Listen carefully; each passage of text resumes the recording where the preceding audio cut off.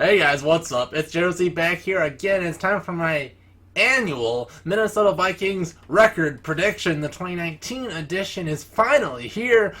So let's go down the list, look at the entire schedule, and look at who I think will win each game and what the Vikings record will be by the end of the season. So let's start off. Week 1, we are home against the Falcons. This is all about Julio versus Rhodes. Rhodes is going to get tested a lot in the first quarter of the season, but I think the Vikings will win and beat the Falcons, start the season 1-0.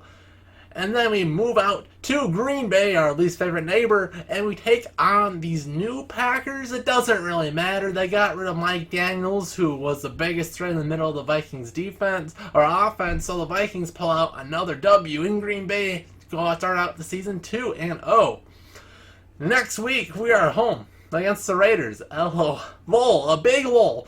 A big L of a franchise, but they did add Antonio Brown, so we had Jones, we had Devontae Adams, now Antonio Brown against Rhodes. A lot of Rhodes, but the Vikings should absolutely dominate the Raiders. Please not be a Bills 0.0, and the Vikings will be 3-0 to begin the year. But now, Week 4, one of the toughest games of the year. We're going to the reigning NFC North champs, Chicago, the Chicago Bears, and this is a huge offensive line test. We hear about how much it's improved during camp. Well, let's see how true that actually is.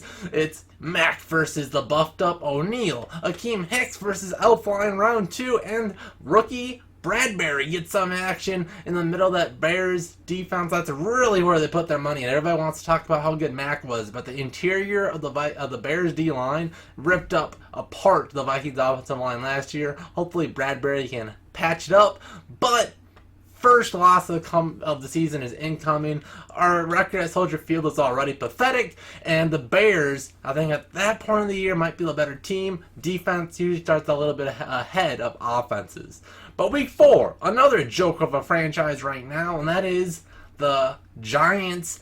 And this might be, if they start out 0-4, might be Daniel Jones time. Everybody's favorite rookie quarterback finally might be able to make his debut against the Vikings if he's not already had a start. And I think this will be fun because Danielle Hunter will have a chance to just eat alive Mike Remmers, ex-Vikings tackle/guard against Danielle Hunter will be a lot of fun, and Vikings should dominate once again.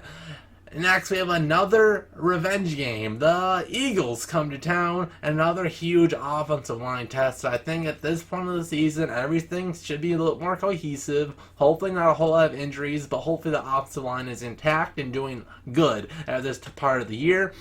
And the Eagles have a very, very deep wide receiver group against our deep secondary, so it should be a fun battle there. And also Ertz and Goddard versus Rudy and Smith. I think very similar teams, match up very similarly.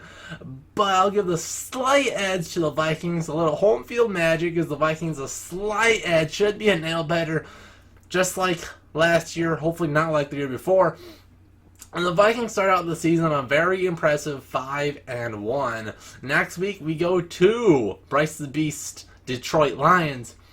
And man, their defensive line scares me so much right now. Snacks and Daniels is a huge yikes. They throw in rookie Hawkinson to an already very solid offensive line, and you're looking at a problem for the Vikings. And you throw in the fact that Marvin Jones is Xavier Rhodes' kryptonite, so the Vikings lose, and it might be a couple touchdowns. The Lions look very good this year, and I think might be a little bit of a hot take, probably the third best team in the NFC North, and might be competing for a wild card. They'll have to see. But next we have a Thursday night game home against the Redskins. This has the potential of a double revenge game. Keenum versus Cousins. Odds are Dwayne Haskins will be starting, but Keenum could be the quarterback starting for the Redskins. Could be a lot of fun, but the Vikings should win.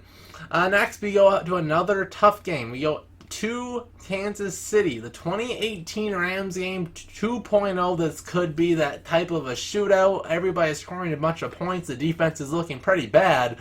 And I don't think the Vikings come on top. I think the Vikings drop to 6-3 on the year, but still very, very solid. And next week, we go to Dallas, back-to-back tough road games.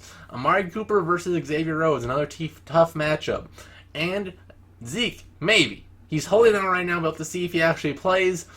Jerry Jones said they don't need him, so maybe they won't want him, and he'll be gone. So if he is gone, it should be a blowout. I don't think their wide receiving core is good enough if you don't have to have 8 or 7 guys at least in the box to stop Zeke. I think we could stop Amari Cooper, and Dak Prescott's pretty horrible.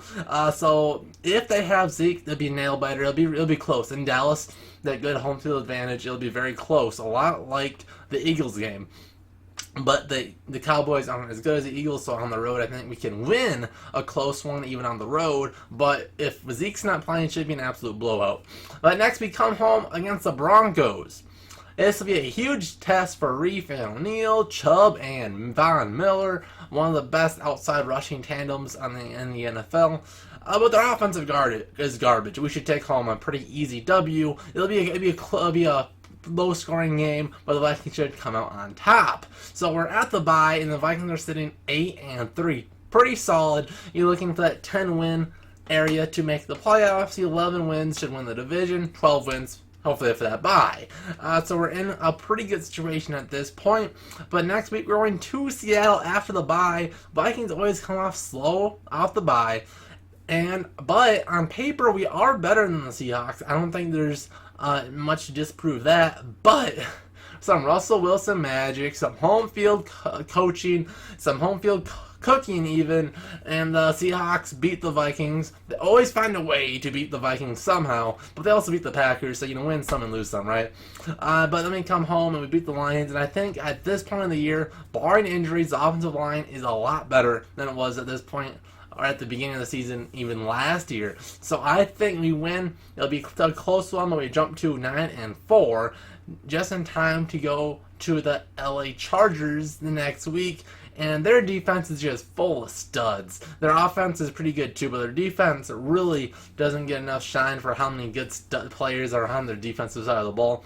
And can Rivers still do it? It looked like he slowed down a little bit at the end of last year. Will he still have some of that MVP-esque quarterback play in him? I think he can. Vikings lose, drop to 9-5. And then, week 16, we are home against the Packers once again. And this could be a chance for the Packers. We'll be fighting for a wild card, and the Vikings could be fighting for that playoff berth. But the Packers' wild card chance ends here. The Vikings win. Packers aren't playing for anything week 17. They might not even be playing for anything at this point of the year. They might already be done. So then we go to week 17, and this is for the marbles. For the division, Vikings are home against the reigning champs, the Bears. This might even be for more than that. With my score prediction at this point, with sitting at 10 wins, probably not. The Bears could even already have the division locked up. But I think this will be for the division and maybe even for a first-round bye. And I think this time the O-line holds up just enough for running the ball even. And Cousins wins his tough big game. Vikings win. And we end the season 11-5 and our NFC North champs. That is my 2019 prediction. Make sure to give me yours down below of an LI icon up there to put to vote where you think the Vikings will finish. But let's look at this at a different angle. I think we have I laid this out a little bit, and I think looking at the schedule, we right now 3 easy wins: home against the Raiders, home against the Redskins, and at the Giants. 3 ones that we should win, right? Then the 3 unlikely wins. That's at Chicago, at Kansas City, and at LA playing the Chargers. All 3 very, very tough. Probably will lose all 3. Maybe get away with 1. So then we left with a lot of wild card games that could go either way.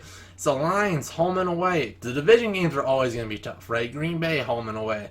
I at first wanted to put a home Green Bay game as an easy win, but their division games will be close regardless.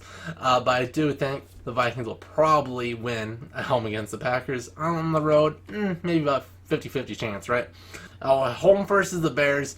That one, unlike the away game, home field advantage should give us more of a chance, but still more of a coin flip. At Seattle, going to be very tough. At Dallas, going to be tough. Home versus Denver. I think that's a pretty winnable game, but you never really know. Home versus Philly, going to be tough. At home versus Atlanta, week 1. Matt Ryan is basically Kirk Cousins, but a little bit more clutch. So all will be hard. But if we win all the easy games, So there's 2 home games and then there's at Giants. The Vikings will be sitting at 9-7, which means winning 1 of those wild card games or any of those hard games would put them at 10-6. So I think that 10-6 is a very realistic minimum for this year. But the Vikings will most likely screw us by losing to the Raiders week 2 or 3 or whatever, and at best we'll get beat by the Cowboys in the wild card round of the playoffs. But that's our Vikings for us. We love them, we hate them, but we still stick with them. And if you want to stay with me, make sure you hit that subscribe button in the bottom right corner of your screen. We'll see you guys in the next JLC Vikings video. See you guys then.